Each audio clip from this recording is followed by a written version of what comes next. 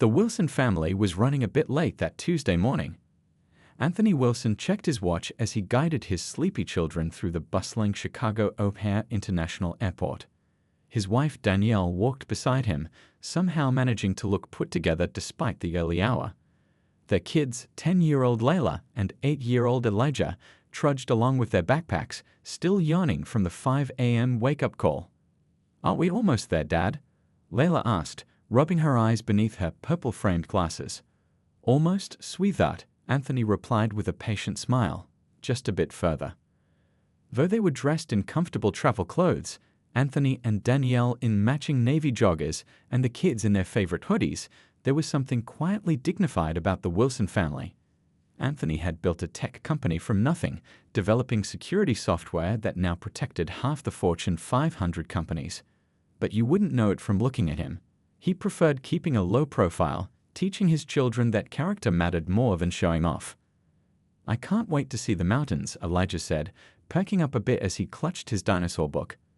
"Do you think we'll see bears in Aspen?" Danielle laughed, adjusting the carry-on bag slung over her shoulder. "Maybe from very far away, if we're lucky, but remember what we talked about. We observe wildlife, we don't disturb it." The family made their way through the main terminal, weaving through early morning travelers rushing to catch flights. Today was special. They would be using their newly acquired private jet for the first time.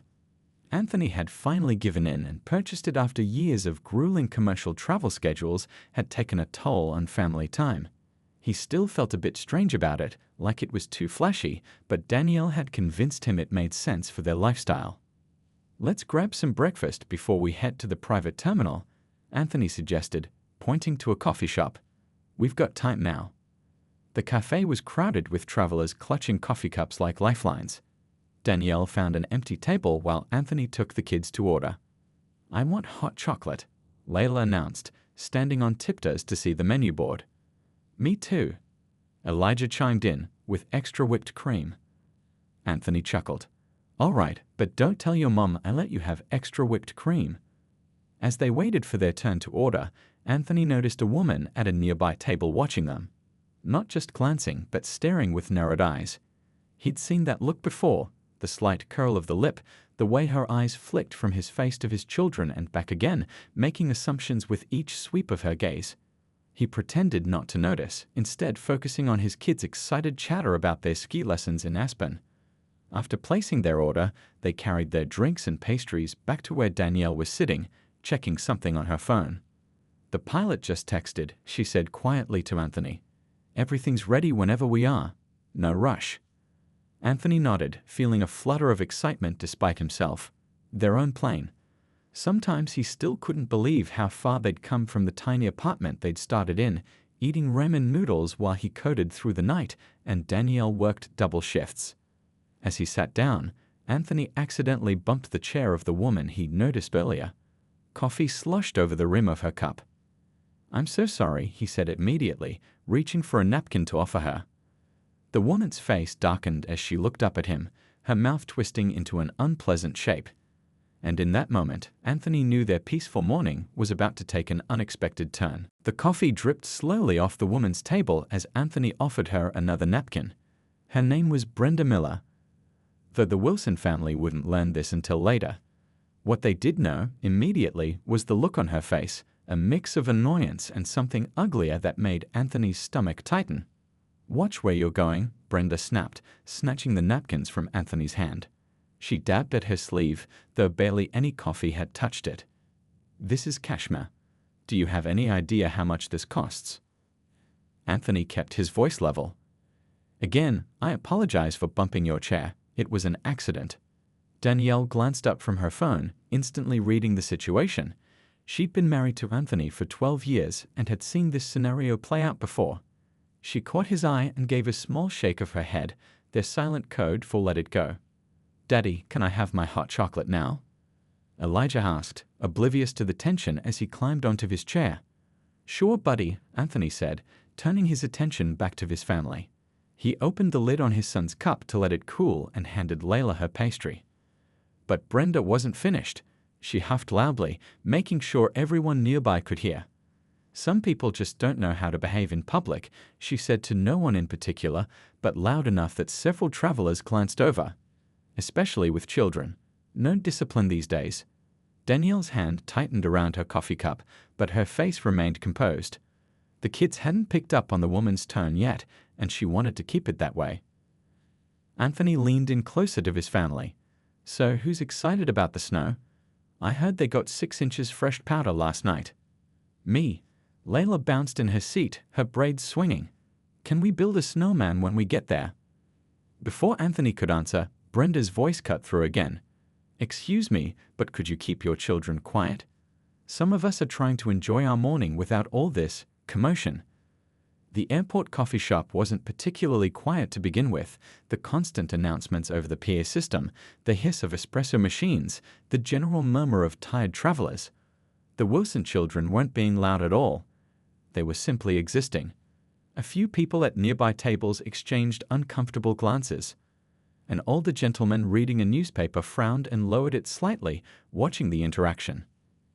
Our children are behaving perfectly well, Danielle said calmly, though Anthony could hear the steel beneath her words. They're just having breakfast before our flight. Brenda looked Danielle up and down, taking in her casual travel clothes, her natural hair pulled back into a neat bun. Right. Well, there are plenty of other airports that might be more appropriate for your family. This isn't exactly a budget terminal. The implication hung in the air like something rotten. Anthony felt heat rising up his neck, but he took a deep breath. Getting angry wouldn't help, and it would only upset the kids. Is that lady mad at us? Elijah whispered, finally noticing something was wrong. His lower lip trembled slightly. No, buddy, Anthony said, ruffling his son's hair. She's just having a bad morning. Danielle reached across the table and squeezed her son's hand. Everything's fine.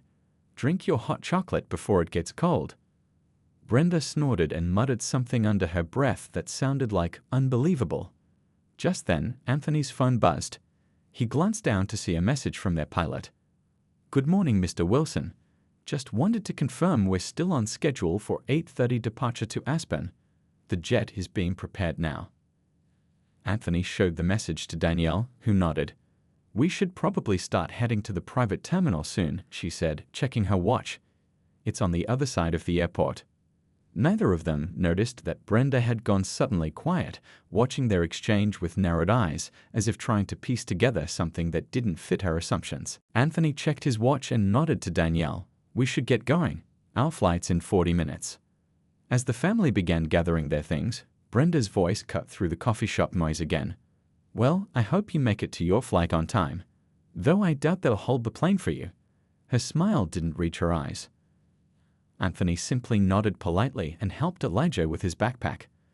The boy was struggling to zip it closed after stuffing his dinosaur book inside. Do you need help, sweetie?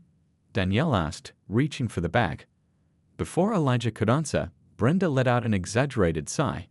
Some people really should teach their children to pack properly. It's basic travel etiquette. She spoke loudly enough for everyone in the nearby tables to hear. A tense silence fell over their corner of the cafe. The barista behind the counter paused while wiping down the espresso machine, watching the scene unfold with concern. Our children are doing just fine, Anthony said evenly, though his jaw was tight. We appreciate your concern, but we've got it covered. Well, clearly you don't, Brenda pushed back, gaining confidence as she sensed she had an audience. Look at how you're all dressed. This is O'Hare International, not a playground. There are standards. Layla looked down at her favorite purple hoodie, confusion crossing her face. What's wrong with my clothes, Dad? Anthony put his hand on his daughter's shoulder. Absolutely nothing, sweetheart. Your clothes are perfect for traveling. A middle-aged man at the next table cleared his throat uncomfortably. A young woman with headphones pulled them off, frowning at Brenda. Brenda wasn't deterred. She stood up, smoothing her expensive-looking blazer. I've been flying first class for 20 years, and the decline in passenger quality is just shocking. People who clearly can't afford to be here, bringing down the whole experience for everyone else. The coffee shop had gone quiet now. Even the usual airport announcements seemed muted as everyone watched the confrontation. Ma'am, Danielle said, her voice calm but firm, I'm not sure what your issue is with my family, but we're just trying to have breakfast before our flight, same as you. My issue, Brenda said, stepping closer, is that some people don't know their place. This airport has budget terminals for a reason. Anthony took a deep breath. He'd built his company from nothing, weathered racism and doubt at every turn, and now stood as one of the most successful tech entrepreneurs in the country. But none of that mattered to people like Brenda, who only saw what she wanted to see. "Come on, kids," he said quietly. "Time to go." As the family stood, Brenda gave a triumphant little smirk, as if she'd won something. That's when a man in an airport uniform approached their table. He wore a crisp blue blazer with the airport logo and carried a tablet. "Mr. Wilson?" he asked, looking directly at Anthony. "Yes, that's me," Anthony replied. The airport employee smiled professionally. "I'm Thomas from VIP Services. Your pilot, Captain Reynolds, asked me to escort you to the private aviation terminal. He mentioned the weather in Aspen looks clear for your arrival and your ground transportation is confirmed." Brenda's mouth opened slightly, her eyes darting between Anthony and the airport employee. "Thank you, Thomas," Anthony said. "We were just finishing up." Thomas nodded. "Of course, sir. Would you like me to arrange for your luggage to be taken directly to the aircraft? The rest of your party is already waiting in the private lounge." The coffee shop had gone so quiet you could hear the hiss of the espresso machine across the room. Several people were now openly staring at Brenda, whose face had begun to redden. "That would be great," Danielle said smoothly, gathering her purse. "Kids, ready for our trip?" Layla and Elijah nodded eagerly, oblivious to the sudden shift in the room's atmosphere. "Right this way, Mr. Wilson," Thomas said, gesturing toward the exit. "The private terminal car is waiting outside." Layla tugged at her father's sleeve as they followed Thomas through the terminal. "Dad, why was that lady so mad at us?" Anthony exchanged a look with Danielle. These were the moments that broke their hearts as parents, having to explain the unexplainable to their children. "Some people just have bad days, sweetie," Danielle said gently, but Layla wasn't buying it. But she kept looking at us funny, like we did something wrong. Layla was too perceptive for her own good sometimes. They walked past gleaming storefronts and busy gates, Thomas smoothly guiding them toward a less crowded section of the airport. Elijah had gone quiet, clutching his dinosaur book tightly against his chest, something he always did when he felt uncomfortable. "Hey buddy, you okay?" Anthony asked, slowing his pace to walk beside his son. Elijah nodded, but his eyes were focused on the floor. "That lady said we don't belong here," he mumbled so quietly Anthony almost missed it. Anthony felt a familiar pain in his chest, the kind that came whenever his children encountered prejudice for the first time. He'd had countless talks with other parents who looked like him, sharing strategies for these inevitable moments. Still, nothing prepared you for seeing that first flicker of awareness in your child's eyes. "Look at me, Elijah," Anthony said, stopping and kneeling down to his son's eye level. Thomas politely stepped aside, giving the family space. "You belong anywhere you want to be in this world. Don't ever let anyone make you feel otherwise."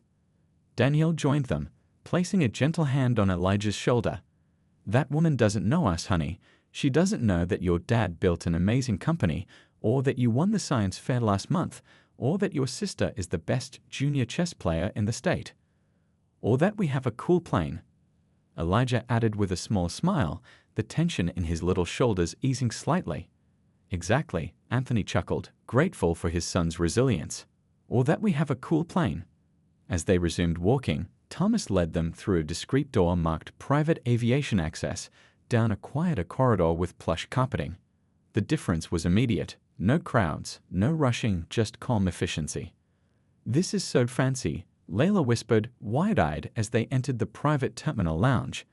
Floor-to-ceiling windows overlooked the tarmac where several sleek jets waited. Comfortable leather chairs and elegant refreshment stations replaced the cramped seating of the main terminal. A woman in a tailored uniform approached with a warm smile. "Good morning, Mr. and Mrs. Wilson. Welcome back. We've prepared fresh fruit and pastries for your family before departure. Captain Reynolds is completing the final checks now." "Thank you, Grace," Danielle said. "Your business partners arrived about 20 minutes ago," Grace continued. Mr. Chen and Mrs. Rodriguez are in the conference room reviewing the documents you sent over. Anthony nodded. This trip was part vacation, part work.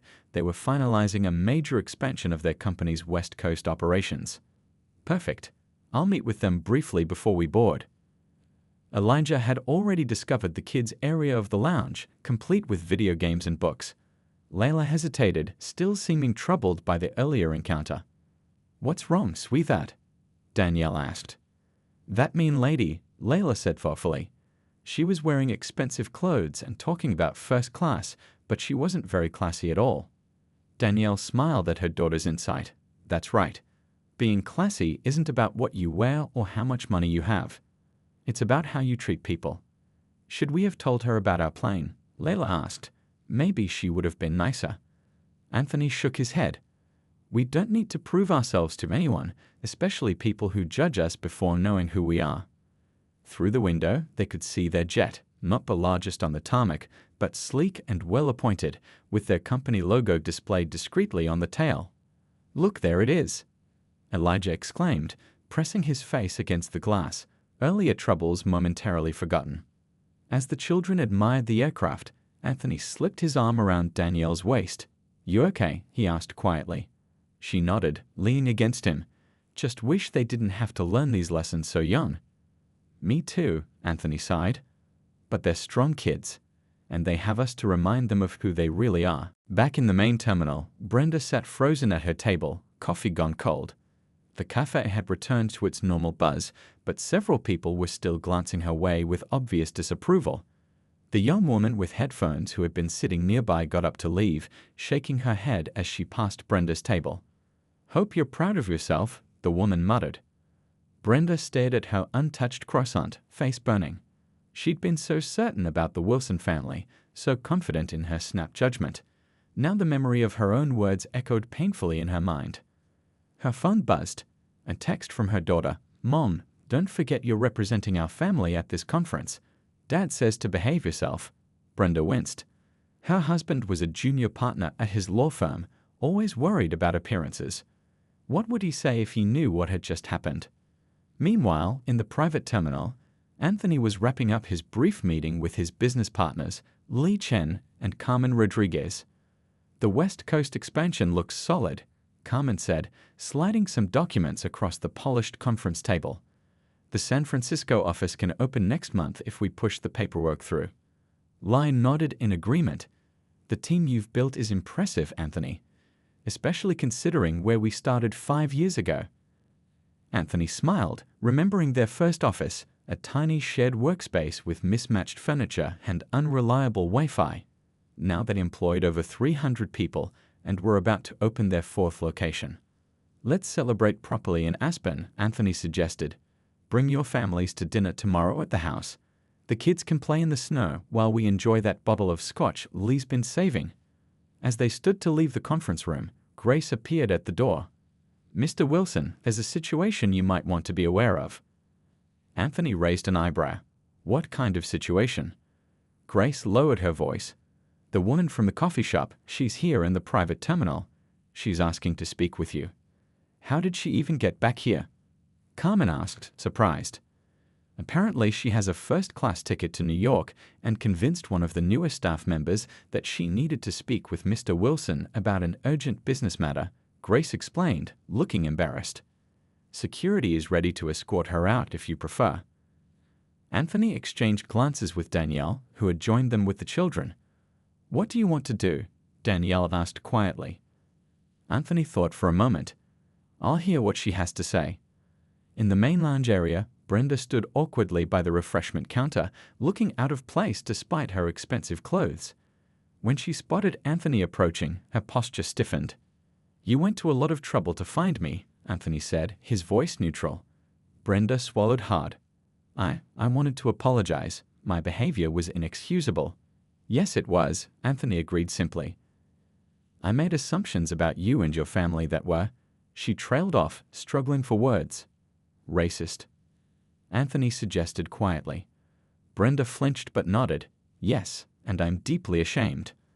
From across the room, Elijah spotted them talking and tugged at Danielle's sleeve. "Mom, why is the mean lady here?"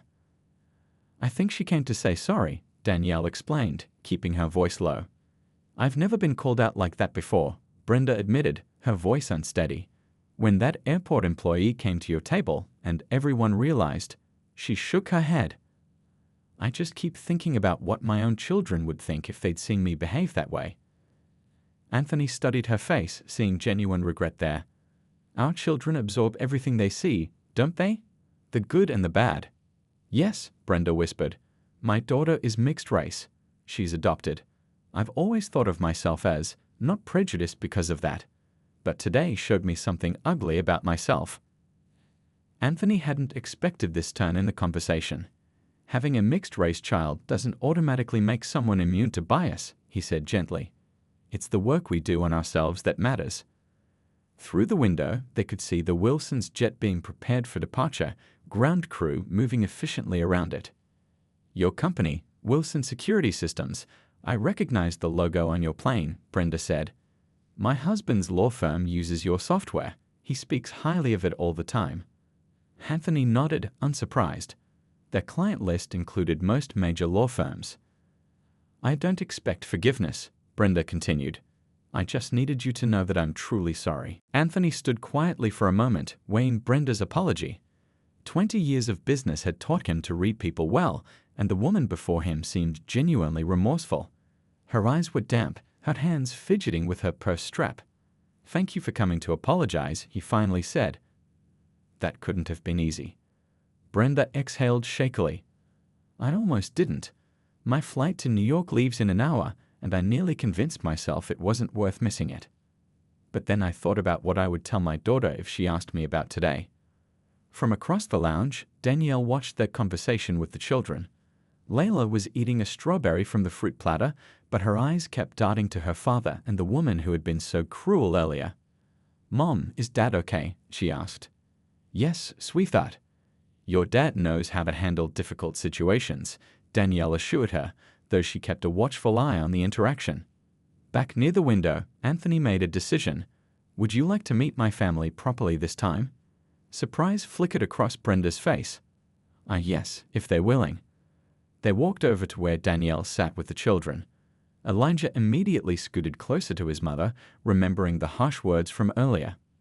"This is Brenda," Anthony said simply. "She came to apologize for what happened in the coffee shop." Danielle nodded, her expression reserved but civil. "I appreciate that." Brenda knelt down to be at eye level with the children. "I said some very unkind things earlier, and I was wrong. I'm sorry if I scared you or made you feel bad." Elijah peeked out from behind his book. "Why were you so angry at us? We didn't do anything." The straightforward question, delivered with a child's directness, seemed to catch Brenda off guard. She blinked rapidly, then took a deep breath. "I wasn't angry at you. I was..." She struggled to find words a child would understand. "Sometimes grown-ups make mistakes. We judge people without knowing them. I did that today, and it was very wrong of me." Layla studied her face carefully. "My teacher says when you're really sorry, you have to try to fix what you did wrong, not just say sorry." A small smile tugged at Danielle's lips. Their daughter never missed an opportunity to apply a lesson. "Your teacher is absolutely right," Brenda agreed. "And I'm trying to figure out how to do that." Just then, Captain Reynolds approached their group. "Mr. Wilson, we're ready for boarding whenever your family is. Weather conditions look excellent all the way to Aspen." "Thank you, Captain," Anthony replied. "We'll be there in 5 minutes." As the pilot nodded and walked away, Brenda stood up. "I should let you go. Thank you for hearing me out."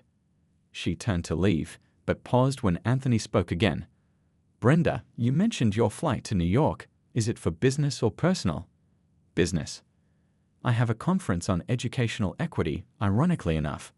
Her laugh was hollow. "I'm presenting on inclusive learning environments." Anthony and Danielle exchanged a look, one of those married couple glances that contained an entire conversation. "When does your conference start?" Danielle asked. "Tomorrow afternoon." Anthony tapped a few times on his phone, then looked up. "There's a commercial flight from Aspen to New York that would get you there by morning. If you're interested, we have room on our plane to Aspen. You could continue your journey from there." The lounge fell silent. Lai and Carmen, who had been quietly observing from nearby, looked surprised. Even Grace at the reception desk paused mid-typing. Brenda's mouth opened and closed without sound. "Dad," Layla whispered loudly, "are you inviting the mean lady on our plane?" "She apologized, Layla," Anthony explained gently. "And sometimes, when someone recognizes they made a mistake, the right thing to do is to help them learn and grow from it." Brenda shook her head in disbelief. "I don't understand. Why would you do this after how I treated you?" Danielle stepped forward. "Consider it an opportunity. You're going to talk about inclusive environments tomorrow. Maybe this experience will give you something meaningful to share." Outside on the tarmac, ground crew were finishing their preparations. The Wilson family's jet gleamed in the morning sunlight, a symbol of success that had come through years of hard work, determination, and overcoming exactly the kind of prejudice they'd faced today.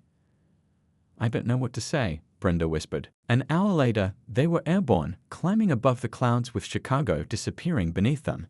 The cabin of the Wilsons' jet was spacious but not overly luxurious, comfortable leather seats, polished wood tables, and practical amenities for a family that traveled frequently. Brenda sat quietly by a window, still processing the unexpected turn of events. She'd called her husband briefly before boarding to explain the change in her travel plans. His confusion had turned to stunned silence when she explained the whole story. "You said what to them?" he had asked in disbelief. "And they still invited you on their private jet?" Across the aisle, Elijah was showing his dinosaur book to Lai, who had a son about the same age. They were deep in conversation about whether pterodactyls could actually fly in today's atmosphere. "No way," Elijah was saying. "The air was different back then, that's why they had such big wings." Lai nodded seriously. "You're absolutely right. The oxygen levels were much higher in the Mesozoic era." Layla had brought out her travel chess set and was setting up a game with Carmen, who was pretending to be nervous about playing against the junior state champion. "Go easy on me," Carmen laughed. "I haven't played in months." Anthony watched his children, pride warming his chest.